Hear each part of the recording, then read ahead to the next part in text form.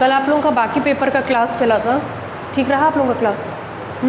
वो जो भी टीचर्स आपको पढ़ा रहे हैं वो कोई ना कोई चीज़ क्वालिफाई, जो कोई IIT जैम क्वालिफाई है, कोई नेट जैस क्वालिफाई है, तो आप लोग उनसे कंपटीशन के क्वेश्चंस भी पूछ सकते हैं। ठीक है, अपने आप को डेवलप करिए कि कैसे पूछ रहे हैं। संडे के दिन हमारे सेंटर का नियम क्या रहेगा, यहाँ क्लास नहीं चलेगा। संडे के दिन जब थोड़ा सा और बच्चे अपने कलेक्ट हो जाएंगे, जो ऑनलाइन वाले बच्चे ऑफलाइन में कन्वर्ट हो जाएंगे, जैसे आपने देखा होगा कॉलेज खुलने का ऑर्डर आ गया है और कल से सेंटर्स खुलने का भी ऑर्डर आ गया है। अभी तक तो कोचिंग सेंटर का ऑर्डर नहीं आया था, हम लोग चला रहे थे, लेकिन अब ऑर्डर आ गया कि कोचिंग सेंटर्स भी खुलेंगे, सैटरडे भी खुलेगा, सैटरडे बंदी ख़त्म कर दी गई है। ठीक है, तो आप लोग चाहे, अब बच्चों की स्ट्रेंथ भागेगी, अब एडमिशन्स के लिए बहुत कॉल्स आ रहे हैं, तो जब बच्चे थोड़े हो जाएंगे तो संडे असाइनमेंट आप लोगों को मिलने लगेगा। ठीक है, असाइनमेंट से ही पेपर बनेगा, मतलब ये आप मान के चलिएगा कि यहाँ से जो आप पढ़ करके जाएंगे उतने में आपको पूरा पेपर मैच कर जाएगा। ये हमारे कोचिंग की स्पेशलिटी है। ठीक है, तो आप चाहें तो कोई कंपटीशन अगले साल से थर्ड ईयर से लेके चलेंगे तो आप अपने टीचर से वो भी संडे को पूछ सकते हैं। संडे को टीचर्स आपको पूरा टाइम देंगे। ठीक है, चलिए हम लोग मैकेनिक्स पढ़ रहे थे। मैकेनिक्स में स्टैटिक्स चल रहा था, वीडियोस देख लिया आप लोगों ने, मिला ऐप पे? चलिए कोई बात नहीं, देख लीजिएगा, आप लोगों को तो पहले का पढ़ा हुआ है, आप देख लीजिएगा पहले के लेक्चर्स। ठीक है, देखिए स्टैटिक्स में आपको बता दिया गया था कोप्लेनर फोर्सेस क्या होता है। कुछ जानते हैं कोप्लेनर फोर्सेस वगैरह के बारे में? नहीं, देख लीजिएगा वरना लेक्चर नहीं समझ में आएंगे। कोप्लेनर फोर्सेस क्या होते हैं बता दिया गया था। सबसे पहले हमने आपको बताया था मैकेनिक्स क्या होता है, फिर मैकेनिक्स के बाद उसकी कितनी ब्रांचेज हैं, स्टैटिक्स क्या होता है, डायनेमिक्स क्या होता है, ये सब आपको बताया गया था। क्योंकि वाइवा में हम बैठते हैं और हम ये सब पूछते हैं, जैसे जो भी टीचर आपके वाइवा में बैठते हैं वो इस तरह के छोटे छोटे क्वेश्चन पूछते हैं और हम तो स्पेशली पूछते हैं।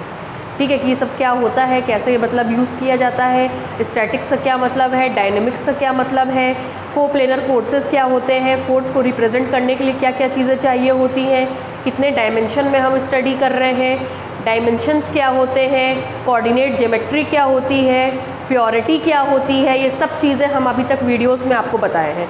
ठीक है, तो ये सब चीज़ें हम तो पर्सनली वाइवा में पूछते हैं और आपके नॉलेज के लिए भी बहुत ज़रूरी है कि आप लोग ये सारी चीज़ें जानें। ठीक है, आज हम 2 थ्योरम आपको कराएंगे और कल से न्यूमेरिकल प्रॉब्लम शुरू हो जाएगा। ठीक है, आज 2 थ्योरम, इस चैप्टर के लास्ट 2 थ्योरम है, इसके बाद कल से न्यूमेरिकल प्रॉब्लम शुरू हो जाएगा। पहला चैप्टर हम शुरू किए थे इसमें कोप्लेनर फोर्सेस, और इस चैप्टर से आपके पहले भी हम बता चुके हैं कि इस चैप्टर से आपके 12 नंबर के क्वेश्चंस आते हैं, मतलब एक चैप्टर से आपका 12 नंबर। ये आप किताब का सबसे इम्पॉर्टेंट चैप्टर है। किसी भी सेंटर में या कॉलेज में आप पढ़ेंगे तो ये सबसे आखिरी में पढ़ाते हैं, क्योंकि ये आपकी किताब का सबसे इम्पॉर्टेंट और टफेस्ट चैप्टर माना जाता है। तो उनको लगता है अंत में पढ़ा दो, कहानी ख़त्म, लेकिन ये सबसे इम्पॉर्टेंट चैप्टर इसलिए हमने पहले पढ़ा दिया ताकि अब आपके पास पूरे 6 महीने हैं इसको रिवीजन करने के। आराम से रिवीजन करिए, कोई दिक्कत नहीं है। कमांड आ जाएगा तो सबसे टफ पेपर आपका तैयार हो जाएगा। ठीक है, थ्योरम्स लिखिए, थ्योरम लिखिए। The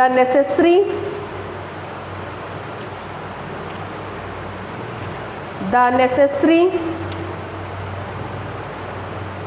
end sufficient condition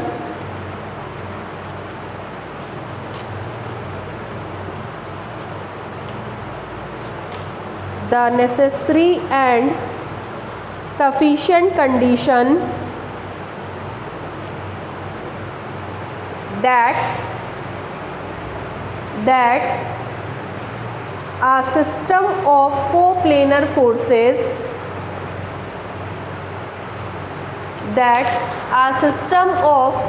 coplanar forces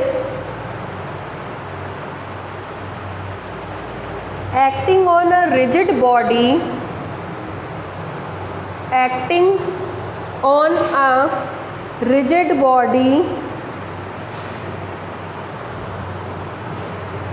be in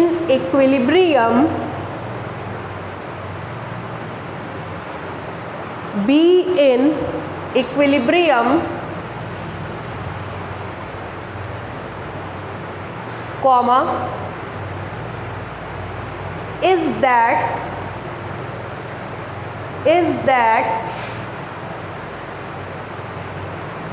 the algebraic sums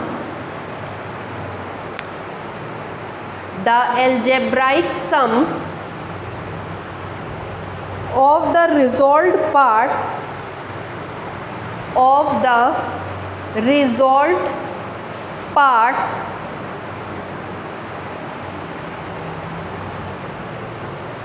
of all the forces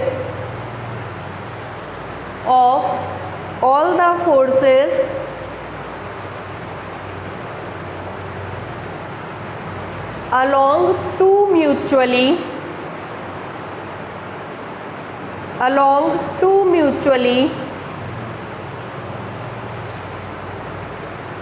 perpendicular straight lines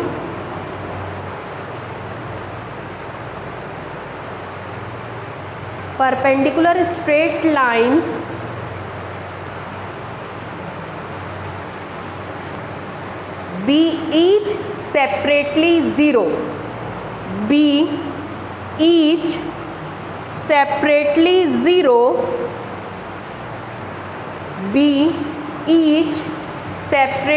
zero and the movement of all forces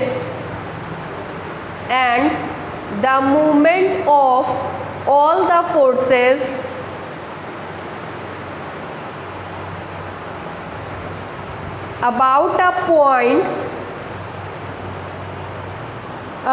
a point in the plane is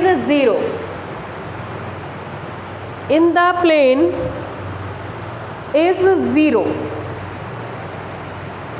ये theorem आखिरी बार 2017 में आया था, ठीक है। पूछता है, आता है 3-3 साल के गैप पे ये थ्योरम आपका आता है, ठीक है। क्या कह रहा है, पहले तो उसका सबका मतलब समझ लीजिए कि इसमें क्या क्या बातें आपसे कही गई है। पहला शब्द है इसमें नेसेसरी एंड सफिशिएंट कंडीशन। आप जानते हैं इसका मतलब क्या होता है, नेसेसरी एंड सफिशिएंट का? नहीं, अरे अलजेब्रा पढ़ा है पूरा फर्स्ट ईयर में। चलिए कोई बात नहीं, आप लोग में से कोई जानता है?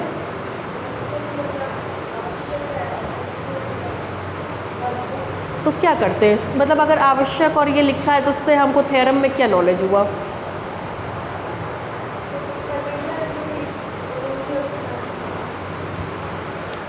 इसका मतलब जानते हैं?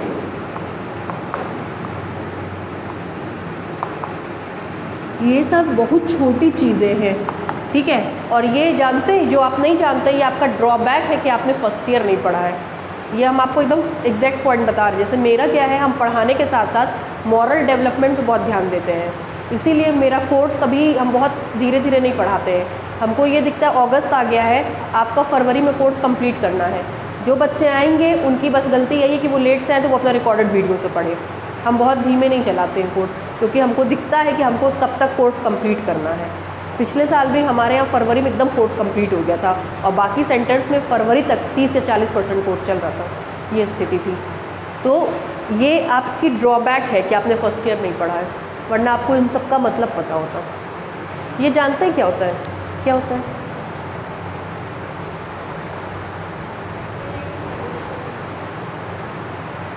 ये तीनों चीज़ें एक ही हैं। अगर किसी भी थ्योरम में नेसेसरी एंड सफिशिएंट लिखा हो, IFF इफ़ लिखा हो, या इफ़ एंड ओनली इफ़ लिखा हो, तो इसका मतलब उस थ्योरम में दो स्टेटमेंट ज़रूर होंगे। पहली बात, पहले स्टेटमेंट को आपको सत्य मानना है और दूसरे स्टेटमेंट को आपको प्रूफ करना है।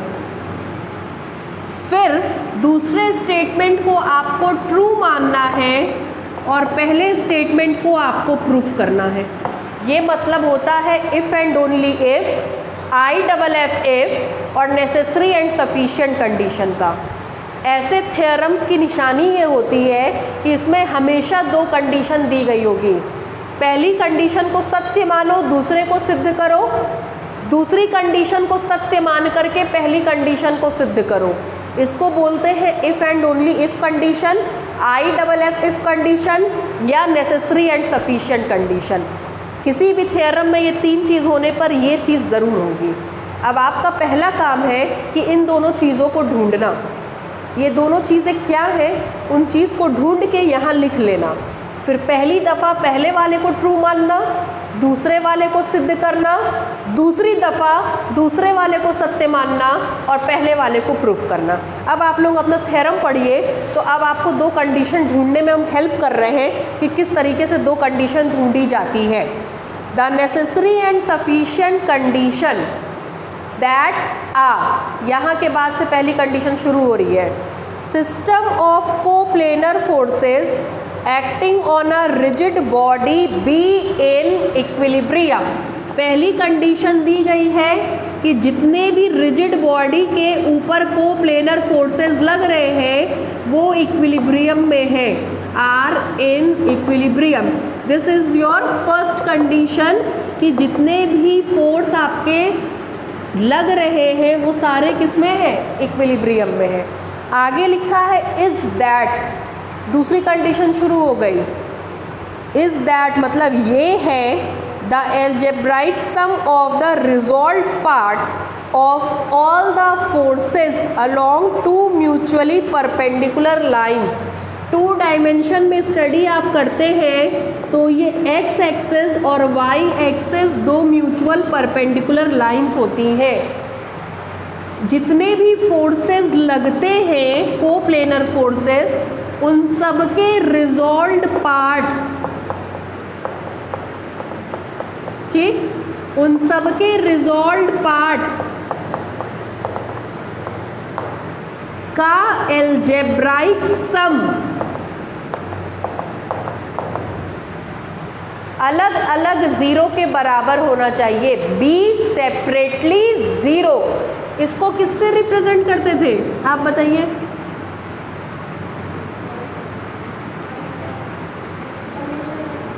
समेशन ऑफ y या summation of yn which is equal to y, इसको किससे रिप्रेजेंट करते थे? Summation of xn which is equal to x। तो आपसे इस थ्योरम में यही कह रहा है is that the sum of the resolved part along two mutually perpendicular lines are separately zero, मतलब x भी ज़ीरो और y भी zero and the movement about a point is zero.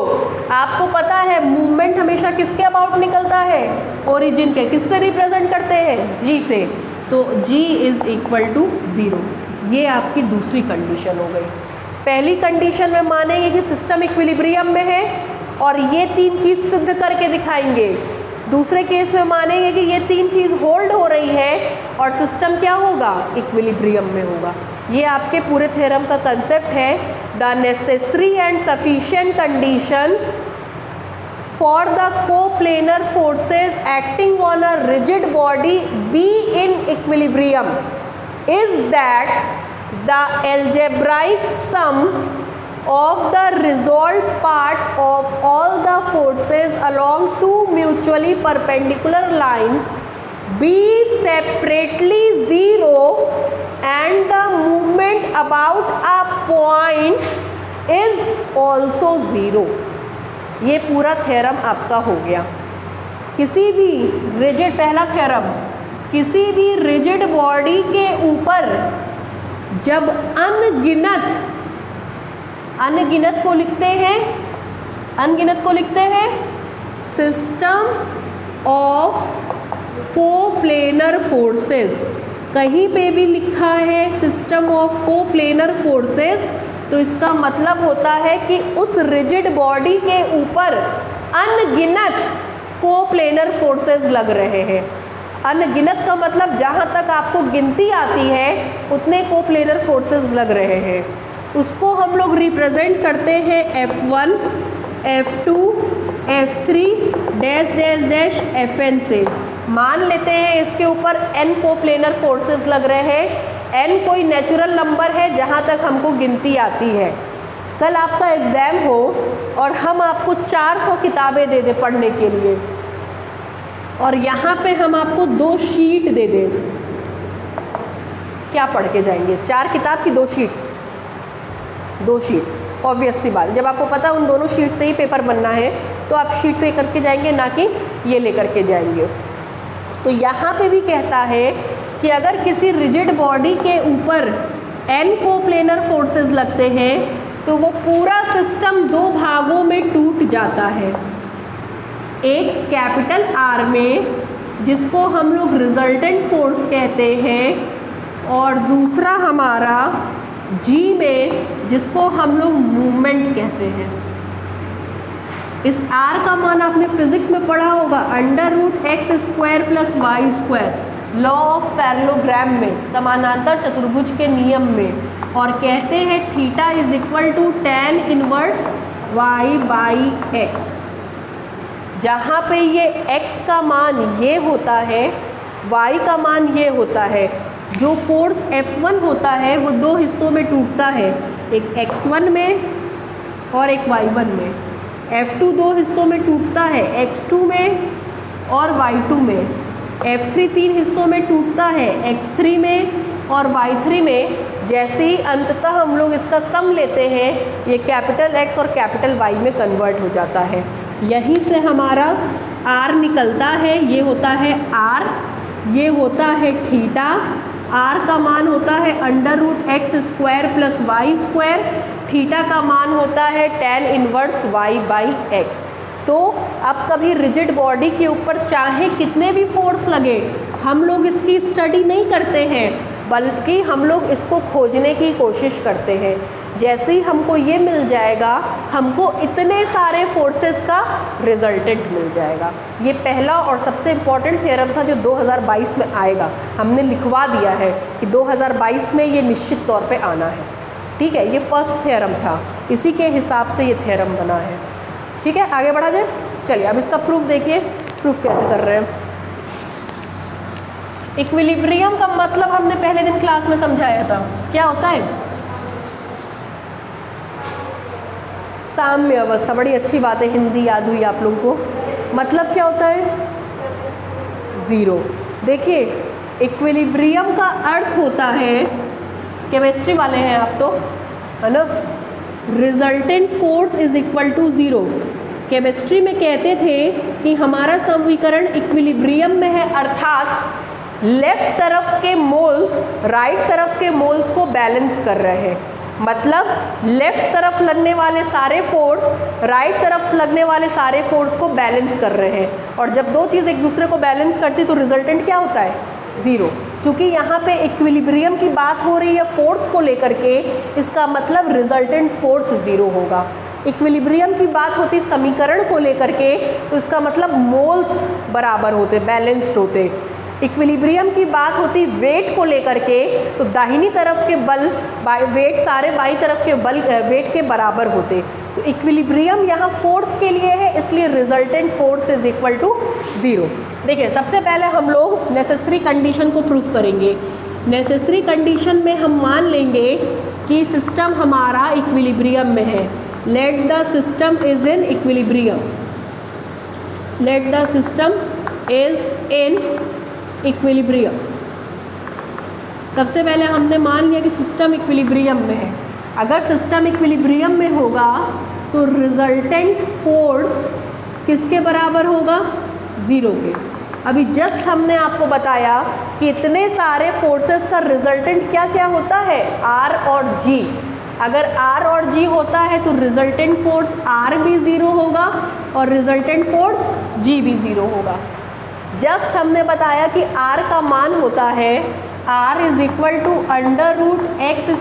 + y² = 0, और साथ ही साथ G भी किसके बराबर होगा? 0। आपने बहुत छोटी क्लास में मैथमेटिक्स में पढ़ा था कि अगर 2 पॉजिटिव संख्याओं का वर्ग होने के कारण दोनों पॉजिटिव, अगर 2 पॉजिटिव संख्याओं का योग 0 के बराबर है तो वो तभी संभव है जब दोनों संख्याएं अलग अलग 0 के बराबर हो। चूँकि ये वर्ग करने पर पॉजिटिव इसका मतलब दो पॉजिटिव संख्याओं का योग 0 के बराबर है, तो ऐसा तभी संभव है जब दोनों संख्याएं अलग अलग 0 के बराबर होंगी। दोनों तरफ वर्ग करिए, x² + y² is equal to 0 and g is equal to 0। This implies that अलग अलग 0 के बराबर x is equal to 0, y is equal to 0 and g is equal to 0। यही हमको सिद्ध करके दिखाना था पहली कंडीशन। ठीक है, अब उसका उल्टा मान के चलेंगे सफिशिएंट कंडीशन।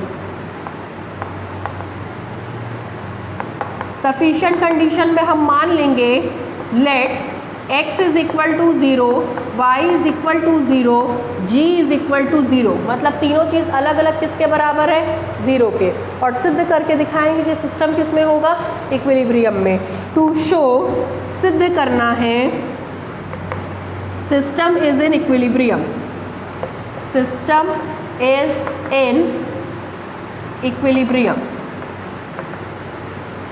ठीक, x और y 0 के बराबर होगा। दिस इम्प्लाइज दैट x² भी 0 के बराबर होगा और y² भी किसके बराबर होगा? 0।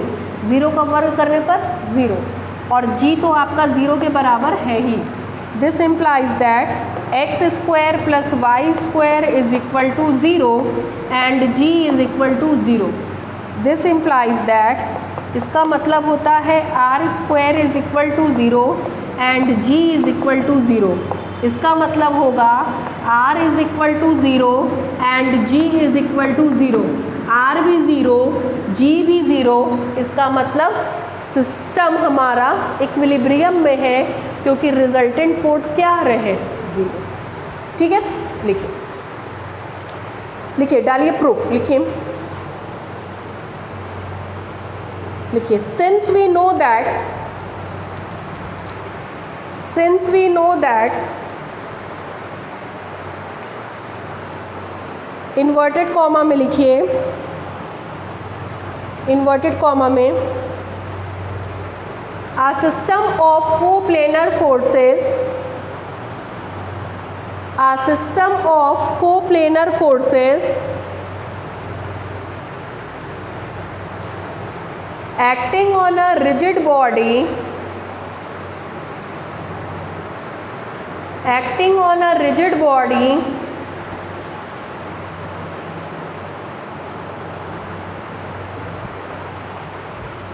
can be reduced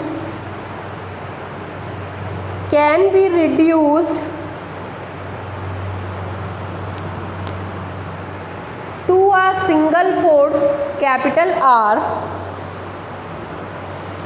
to a single force capital R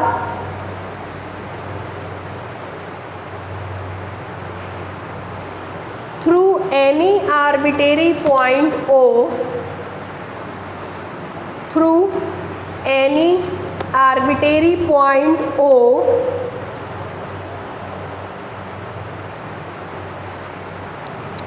and a moment G,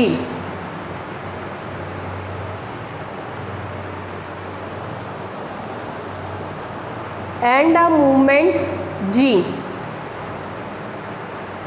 inverted comma बंद। ये हमने आपको सबसे पहले वाले थ्योरम का स्टेटमेंट लिखवाया है। नीचे से लिखिए,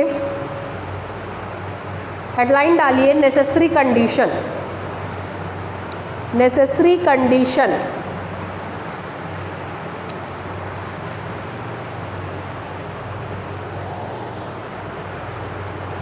लिखिए, नीचे से लिखिए, let the system of coplanar forces, let the system of coplanar forces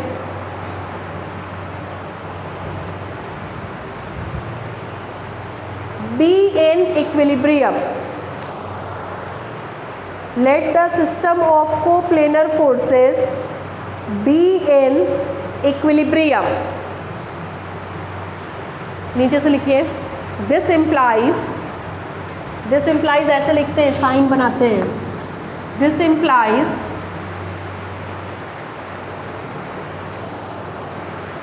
the resultant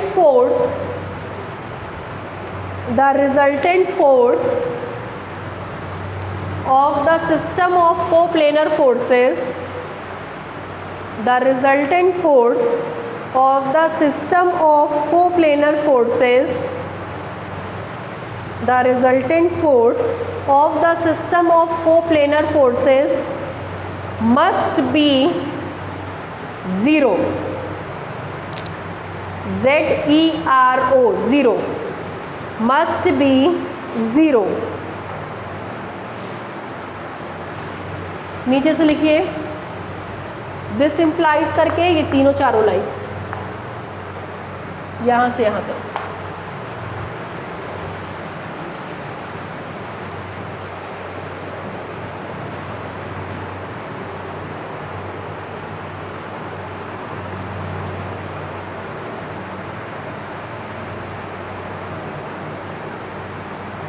आप लोग अपने कॉन्टैक्ट्स में भी बता दीजिएगा कि ऐसे ऐसे कोचिंग चल रहा है, क्योंकि 2 साल कहीं कोचिंग नहीं चला कोविड की वजह से, तो बच्चों को बहुत सारे सेंटर्स का नाम ही नहीं पता है।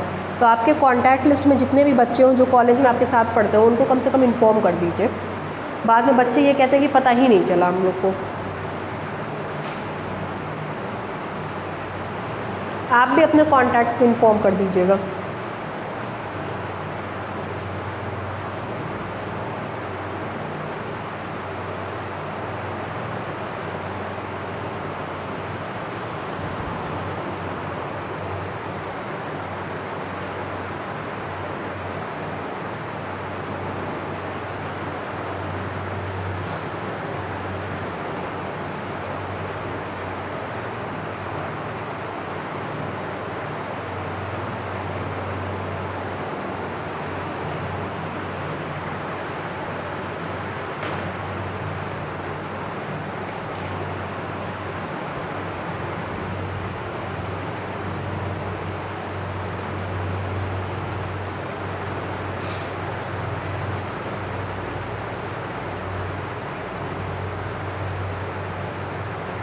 हो गया? नीचे से लिखिए hence the algebraic sum, hence the algebraic sum, hence the algebraic sum of the resolved parts, of the resolved parts of coplanar forces, of coplanar forces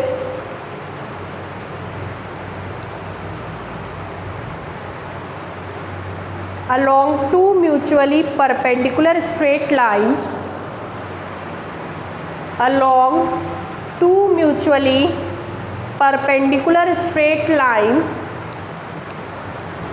along two mutually perpendicular straight lines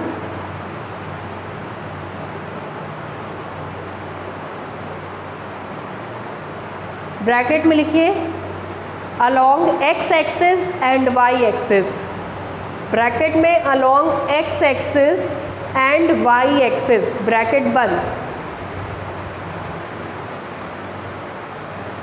are separately 0, are separately 0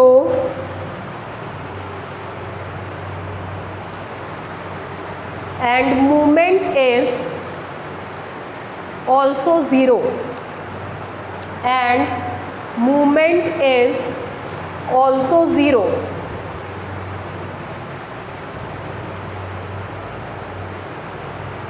next headline डालिए sufficient condition, sufficient condition,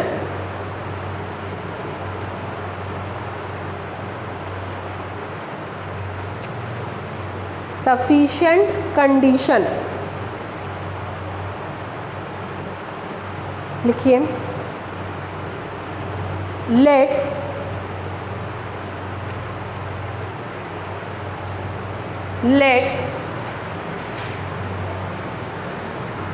the algebraic sum of resolved part,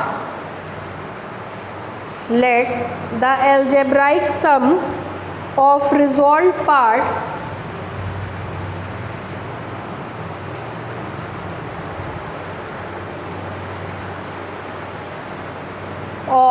system of coplanar forces of system of coplanar forces of system of coplanar forces along two mutually perpendicular straight lines along two mutually perpendicular straight lines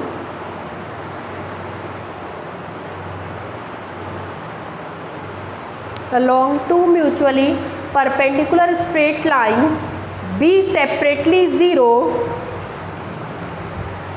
be separately 0 and movement is also 0 and movement is also 0। नीचे से लिखिए that is ऐसे लिखते हैं I dot E, that is maths में कहीं पे भी पढ़ेंगे हमेशा ऐसे ही लिखाएगा दैट इज। ये लिखिए x is equal to 0 comma Y is equal to 0 comma G is equal to 0।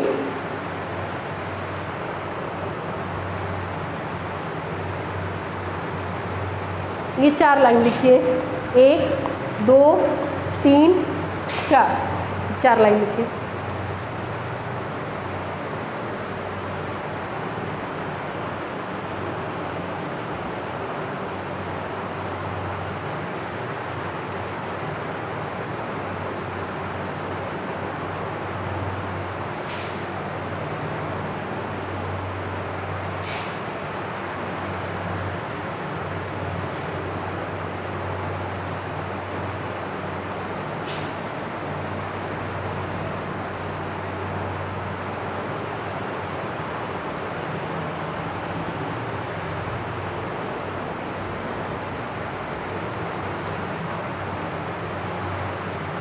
हो गया।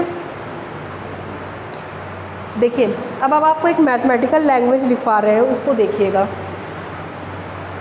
आर का मतलब होता है, आर किस किस चीज़ से मिलकर के बना है, एक्स से और वाई से। एक्स का मतलब होता है हम एक्स एक्सिस की दिशा में चल रहे हैं, वाई का मतलब होता है हम वाई एक्सिस की दिशा में चल रहे हैं। चूँकि हम सीधे ऐसे और ऐसे चले, इसको हम लोग कहते हैं ट्रांसलेशनल मोशन, रेखीय गति। अगर एक्स एक्सिस की दिशा में स्ट्रेट चल रहे हैं, रेखा में चल रहे हैं, रेखीय गति। वाई एक्सिस की दिशा में स्ट्रेट चल रहे हैं तो इसको कहते हैं वाई एक्सिस की दिशा में रेखीय गति, तो इसको इंग्लिश में बोलते हैं ट्रांसलेशनल मोशन। तो r इज इक्वल टू 0 हमेशा ये दिखाता है कि translational motion is equal to 0।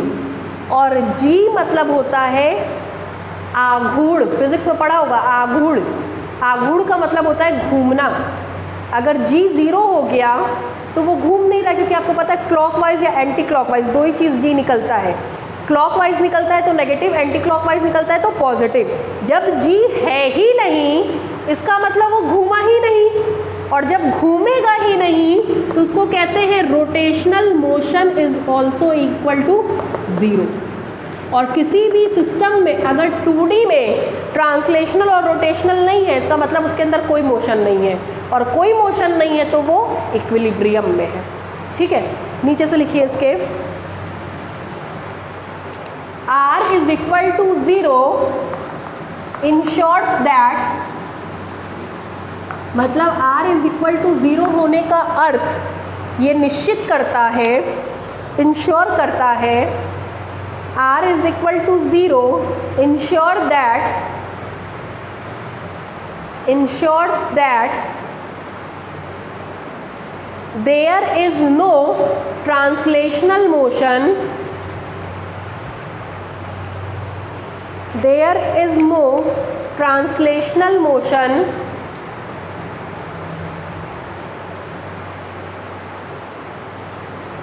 and g is equal to 0 ensures that, and g is equal to 0 ensures that there is no rotational motion, there is no rotational motion, नीचे से लिखिए thus the rigid body is in equilibrium, thus the rigid body is in equilibrium under the system of coplanar forces, under the system of coplanar forces.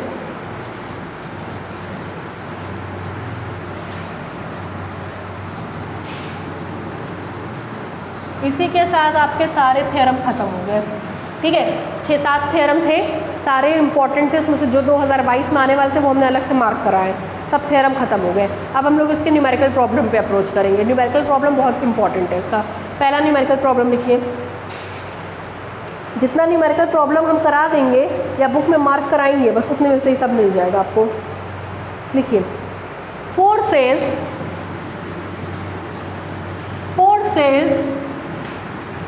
Capital P comma capital Q comma capital R, forces capital P comma capital Q comma capital R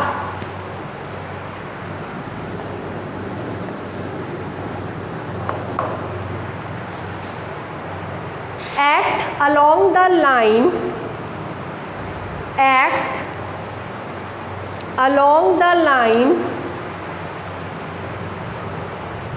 act along the line x is equal to 0 comma y is equal to 0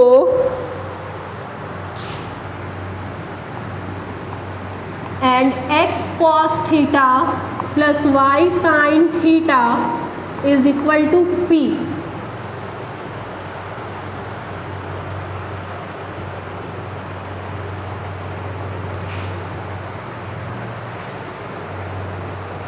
Comma, then find the magnitude of,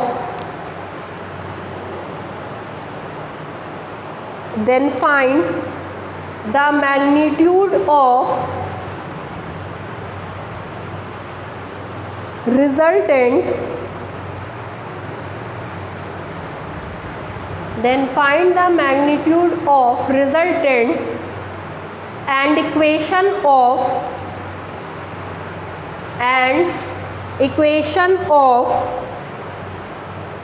its line of action.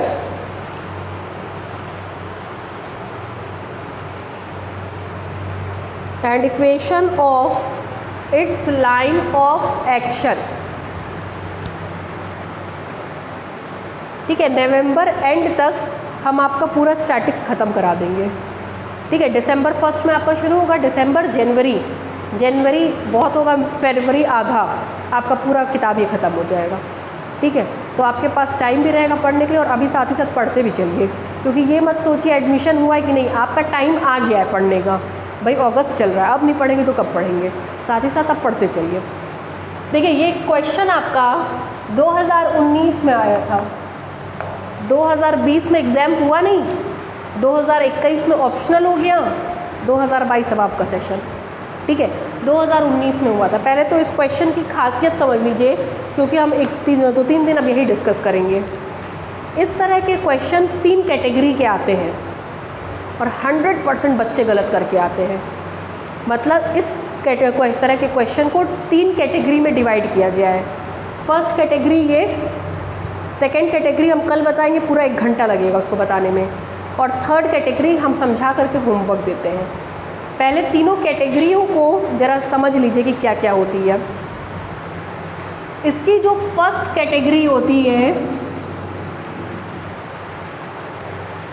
उसमें forces किसी triangle के along लगते हैं। Forces is along any triangle. Forces किसी भी triangle के along लगते हैं जिसमें आपका समकोण त्रिभुज अलाउ नहीं है। पहले वाले आर्टिकल में फोर्सेस किसी भी ट्रायंगल के अलॉन्ग लगते हैं जिसमें आपका समकोण त्रिभुज मतलब कोई भी एक आपका 90 डिग्री का हो वो अलाउ नहीं है। दूसरा आपका forces is along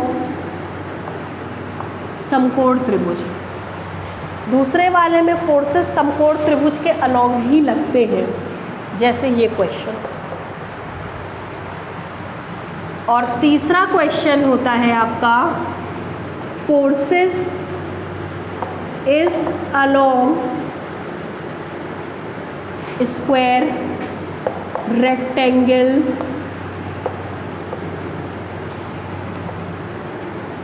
along fixed sides of triangle। ये 3 कैटेगरी है। पहले इसका डायग्राम बनाएंगे तब कैटेगरी समझाएंगे, ठीक है। कोई भी क्वेश्चन दिया गया हो सबसे पहले उसका डायग्राम बनाना पड़ता है। डायग्राम कैसे बनता है? इन तीनों की ट्रेसिंग करके। जाहिर सी बात है x और y में एक घातीय समीकरण है। एक घातीय का मतलब 1 पावर का इक्वेशन है, 1 डिग्री का इक्वेशन है, तो ये हमेशा स्ट्रेट लाइन को रिप्रेजेंट करेगा। स्ट्रेट लाइन के इक्वेशन की खासियत होती है कि x और y में 1 डिग्री का इक्वेशन, x और y में 1 डिग्री का इक्वेशन, इसलिए स्ट्रेट लाइन के इक्वेशन को रिप्रेजेंट करेगा। हम लोग चूँकि 2 डायमेंशन में स्टडी कर रहे हैं तो सबसे पहले हमारा काम होता है इस तरीके से बना लेना x एक्सिस और y एक्सिस। सबसे पहला काम होता है डायग्राम बनाने के लिए कि हम ये बनाएंगे x एक्सिस और हमारी y axis, and this is origin, ठीक। सबसे पहले आपसे लिखा है x is equal to 0। x is equal to 0 का मतलब होता है y axis. x is equal to 0 का मतलब होता है y एक्सिस। दूसरा है y is equal to 0। y is equal to 0 का मतलब होता है x axis. y is equal to 0, x is equal to 0 मतलब होता है x पे दूरी ही नहीं चलनी है।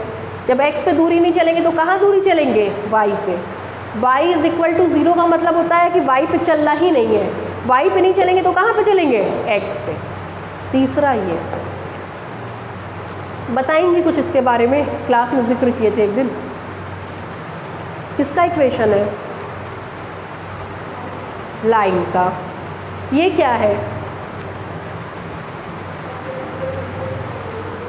Perpendicular distance from origin, very good. ये क्या है? किस डायरेक्शन में? Anti clockwise, very good. ये स्टैंडर्ड समीकरण है, इस सरल रेखा का होता है जिस पर ओरिजिन से डाले गए परपेंडिकुलर की लंबाई p होती है और यही परपेंडिकुलर प्लस x एक्सिस से एंटी क्लॉकवाइज डायरेक्शन में कितना एंगल बनाता है? थीटा। तब जाकर के इसके समीकरण को हम कहते हैं x cos theta plus y sine theta is equal to. ये स्टैंडर्ड समीकरण है। ये उस लाइन का समीकरण है जिस पे ओरिजिन से डाले गए परपेंडिकुलर की लंबाई p होती है और प्लस x एक्सिस से बनने वाला एंगल थीटा होता है। आप दोनों तो शुरू से आ रही हैं, है ना, पिछले ट्यूसडे से आ रही हैं। बता पाएंगी हमको कि क्यों फर्स्ट क्वाड्रेंट में बना है?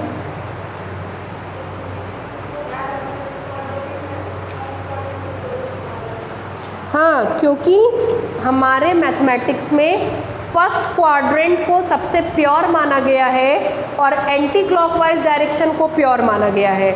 इसलिए कोई भी चीज़, कभी भी आपने स्ट्रेट लाइन का समीकरण निकाला है, सर्किल का इक्वेशन निकाला है, तो हमेशा और हमेशा स्टडी फर्स्ट क्वाड्रेंट में करते थे। पीछे जाकर के अपनी 12th क्लास की बुक उठा के कोऑर्डिनेट ज्योमेट्री की देखिएगा।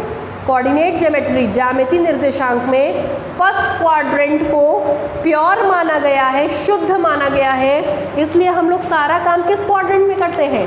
फर्स्ट क्वाड्रेंट में। ठीक है, अब बताइए, कह रहा है आपसे, पहले तो ये बताइए डायग्राम कौन सा बना है?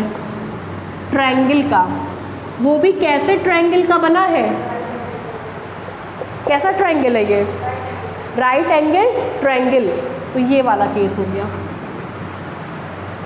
है ना, बना है ना राइट एंगल ट्रायंगल, तो ये केस हो गया। अब इस केस की खास बातें सुनिए।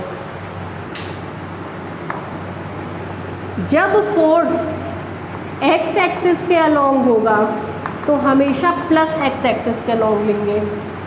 जब फोर्स वाई एक्सिस के अलोंग होगा तो हमेशा फोर्स प्लस वाई एक्सिस के अलोंग लेंगे। और थर्ड फोर्स हमेशा रिजल्टेंट के अलोंग लेंगे। जहाँ ये डायरेक्शन की गलती होगी वहाँ हमेशा रिजल्ट गलत आएगा। ये कोई टीचर नहीं समझाता है, 15 साल से कोई नहीं समझा रहा है, क्योंकि कभी कोई डिफ्रेंशिएट किया ही नहीं इन तीनों के बीच में। केवल एक अकेले हमारे यहाँ के लेक्चर में आपको मिलेगा, कहीं नहीं लिखा है ये जो चीज़ हम आपको बता रहे हैं। केवल ये मेरा खुद का ढूंढा हुआ है कि क्यों बच्चों का सवाल गलत होता है, क्या रीज़न है कि पढ़ा दिया गया फिर भी बच्चे गलत करके आए। यही रीज़न है कि ये डिफ्रेंशिएशन नहीं बताते हैं। जब समकोण त्रिभुज होगा, राइट एंगल ट्रायंगल होगा, तो प्लस एक्स एक्सिस की दिशा में हमेशा लेंगे, प्लस वाई एक्सिस की दिशा में हमेशा लेंगे। और आप लोगों ने वेक्टर में पढ़ा है, एक वेक्टर ऐसे हो, दूसरा वेक्टर ऐसे हो, तो तीसरा उसका रिजल्टेंट ऐसे होता है, पढ़ा है आपने। और तीसरा हमेशा रिजल्टेंट की दिशा में लेंगे, तभी आपका रिजल्ट सही आएगा। घर जाके लगा के देख लीजिएगा सवाल, अगर इसको फॉलो नहीं करेंगे तो रिजल्ट गलत आएगा। कह रहा है x इज इक्वल टू 0 के along p force. x is equal to 0 का मतलब y एक्सिस, प्लस की दिशा में लेंगे तो हमेशा तीर ऐसे बनाएंगे, p फोर्स लग रहा है। फिर कह रहा है y इज इक्वल टू 0 मतलब x एक्सिस की दिशा में फोर्स हम क्या ले रहे हैं? q। पहला फोर्स प्लस एक्स एक्सिस की दिशा में, दूसरा वाई एक्सिस की दिशा में, और तीसरा उसके रिजल्टेंट की दिशा में लेंगे, तो ये होगा रिजल्टेंट। और इसकी दिशा में फोर्स क्या लग रहा है? r। ठीक है, ये फर्स्ट पॉइंट था। जब ये लेते हैं तो सारे फोर्स ऐसे लेते हैं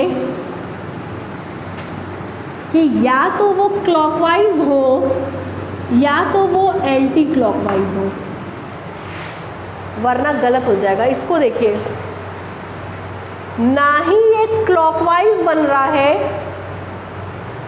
ना ही ये एंटी क्लॉकवाइज बन रहा है। अगर क्लॉकवाइज होता तो सब ऐसे होते, ये तो ऐसे है, ये तो ऐसे है, लेकिन ये वाला ऐसे नहीं है ना। और अगर क्लॉकवाइज होता तो सारे के सारों का तीर नीचे की तरफ होता, इन दोनों का तीर नीचों की तरफ नहीं है। ये डायग्राम ना क्लॉकवाइज है ना एंटी क्लॉकवाइज है, क्योंकि इसके नियम ये हैं। अगर कोई भी अदर ट्रायंगल लेंगे तो उसमें सारे फोर्स ऐसे लेते हैं, या तो क्लॉकवाइज या एंटी क्लॉकवाइज।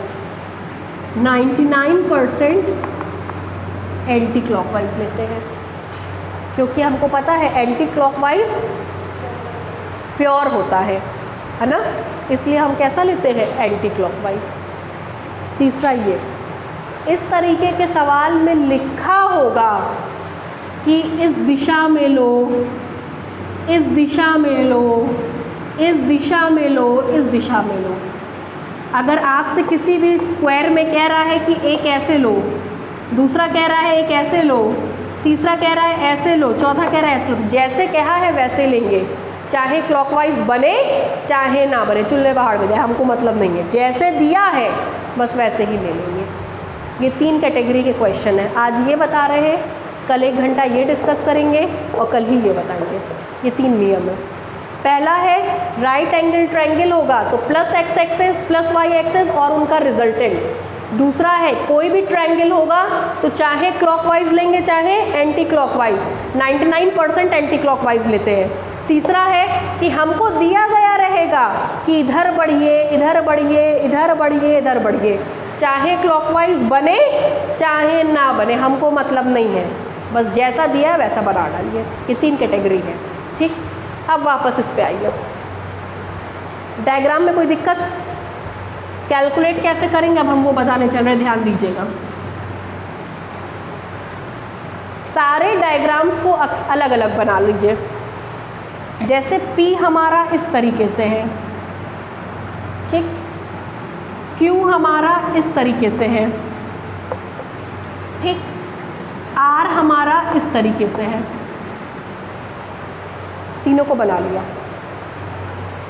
इसको बोलते हैं लाइन ऑफ एक्शन, बताए थे पहले दिन क्लास में। उसकी टेल को पकड़ लीजिए, पूंछ को। इसकी पूंछ पर एक एक्स एक्सिस बनाइए और एक वाई एक्सिस बनाइए, ठीक। इसकी पूंछ पर एक एक्स एक्सिस बनाइए, एक वाई एक्सिस बनाइए, ठीक। इसकी पूंछ पर एक एक्स एक्सिस बनाइए, एक वाई एक्सिस बनाइए। किसी के दिमाग में खिलवाड़ चल रहा होगा, बैग जी मैम ऐसे बना दी, लाओ ये आर था, हम एक्स एक्सिस ऐसे बना दें, वाई एक्सिस ऐसे बना दें। तो ऐसा करने पर ये बाहर चला गया। हमको इसको बाहर नहीं रखना है, बल्कि इन दोनों के बीच में घिरता हुआ बनाना है, इसलिए हमने ऐसे बनाया। लॉ ऑफ पैरेललोग्राम, समानांतर चतुर्भुज के नियम से। ठीक है, आगे बढ़े। ये एंगल कितना होगा? 90। फोर्स का एक्स या वाई एक्सिस से एंगल निकाल रहे हैं, फोर्स का एंगल निकाल रहे हैं। फोर्स का चाहे एक्स एक्सिस चाहे वाई एक्सिस से एंगल निकालो। यहाँ देखिए, फोर्स का एंगल थीटा 90 माइनस थीटा होगा या नहीं? ये थीटा पता है, ये 90 पता है। किसी भी त्रिभुज के तीनों कोणों का योग 180 होता है, तो ये क्या हो गया? 90 माइनस थीटा।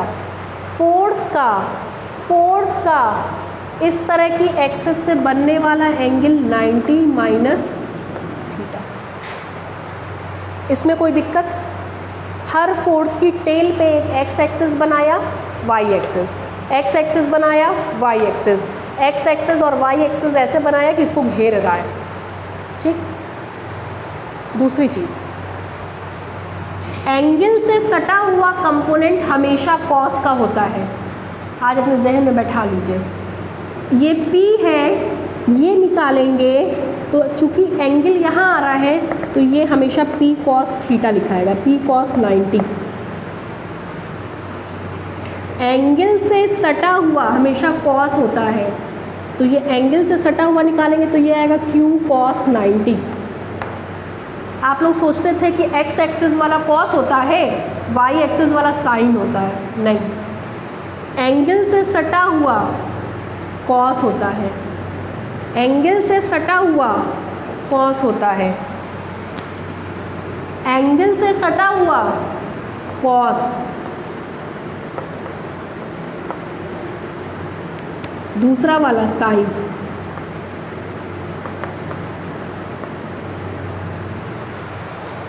ठीक है, एंगल से सटा हुआ cos, दूसरा वाला साइन।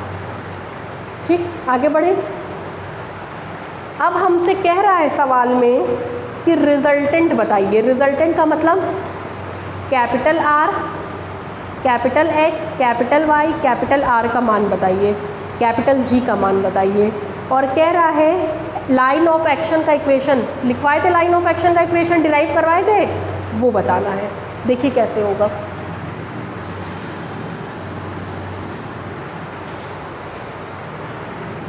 कैपिटल X निकालते हैं तो सारे फोर्सेस को प्लस एक्स एक्सिस की दिशा में लेते हैं। प्लस एक्स एक्सिस की दिशा में है, लिख देंगे P cos 90। ये भी प्लस एक्स एक्सिस की दिशा में है, प्लस Q, ठीक। ये माइनस एक्स एक्सिस की दिशा में है, प्लस में कन्वर्ट करेंगे तो तुरंत आएगा minus R cos 90 minus theta. ठीक है, कोई डाउट आपको? आप लोगों को ऑनलाइन में जिसको होगा वो पूछ लेगा ग्रुप में। This implies x is equal to cos 90 का मान, बक sin 90 का मान 1, cos 90 का मान 0, तो P into 0 plus Q cos 90 minus theta is equal to sine theta minus R sine theta. This implies that x is equal to Q minus R sine theta. ये x का मान हो गया, ठीक। y का मान लेते हैं तो सारा मान प्लस y एक्सिस की दिशा में लेते हैं। पहला क्या है P, दूसरा क्या है Q cos 90, और तीसरा क्या है R sine 90 minus theta. This implies y is equal to P cos 90 का मान 0, sine 90 minus theta is equal to cos theta. ये हो गया। नाउ अब आपसे रिजल्टेंट का मान कहें तो रिजल्टेंट R लिखते हैं, क्योंकि R आ चुका है तो उसको R डैश लिखिएगा।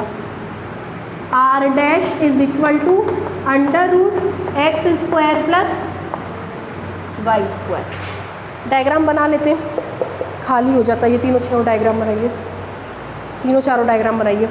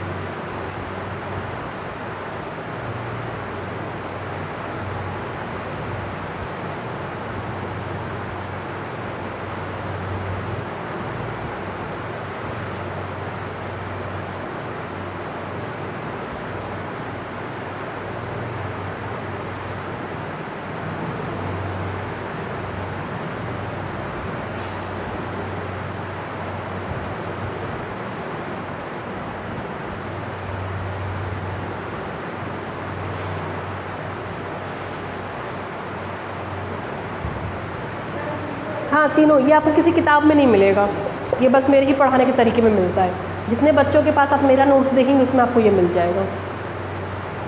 अगर ये बना है इसका मतलब वो मेरा नोट्स है और कोई नहीं बनवाता है।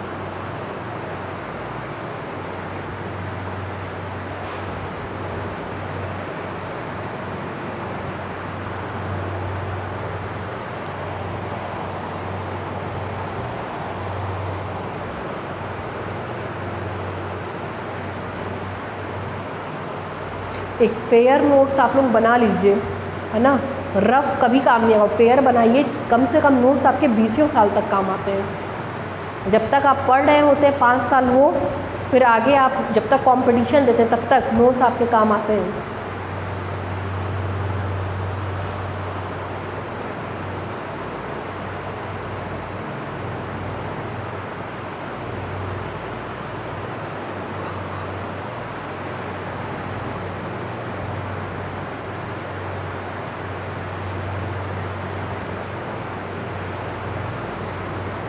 हो गया भाई? थोड़ा सा थियरी लिखिए, इसमें लिखिए let the 3 forces capital P comma capital Q comma capital R, let the 3 forces capital P comma capital Q comma capital R be acting acting along the sides of a triangle, along the sides of a right angle triangle, along the sides of a right angle triangle, x is equal to 0, हाँ small x है, capital X force को represent करता है ना, x is equal to 0 comma y is equal to 0 comma y is equal to 0 and x cos theta plus y sin theta is equal to p,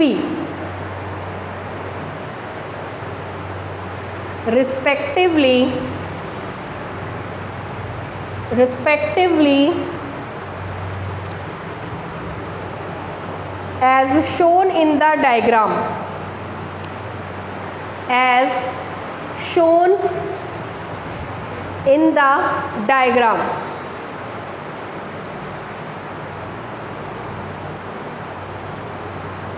नीचे से line change करके लिखिए, let capital X and capital Y, capital लिखा तो किसको represent करेगा? Force को। Let capital X and capital Y be the algebraic sum of resolved part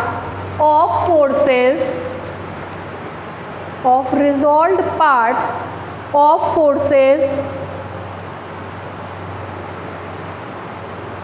along plus x axis and y axis, along plus x axis and y axis. Then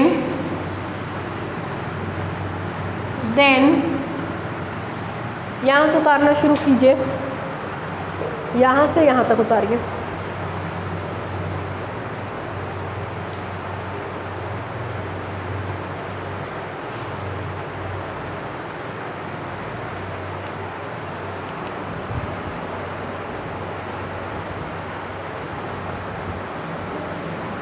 यहाँ से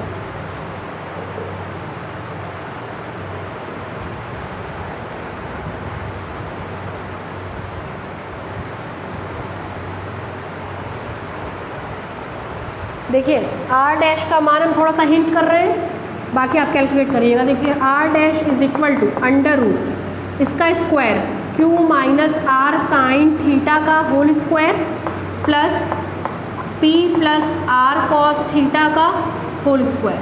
ठीक, this implies r dash is equal to under root, open कराइए, a square plus b square minus 2qr sine theta plus p square plus r square cos square theta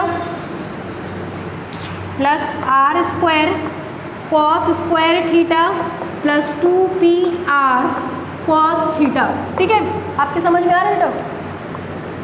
this implies R dash is equal to under root P square plus Q square, R square common होगा तो sine square theta plus cos square theta is equal to 1, केवल मिलेगा are square. बचा ये term और ये term, common चीज़ बाहर निकाल दीजिए, तो 2r कॉमन दिख रहा है, 2r को कॉमन निकालेंगे आएगा p cos theta minus q sine theta.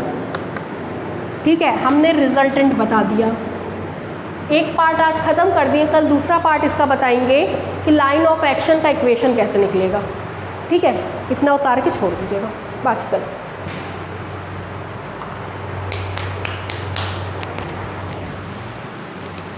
अगले हफ्ते से 10 बजे तक क्लास चलेगा।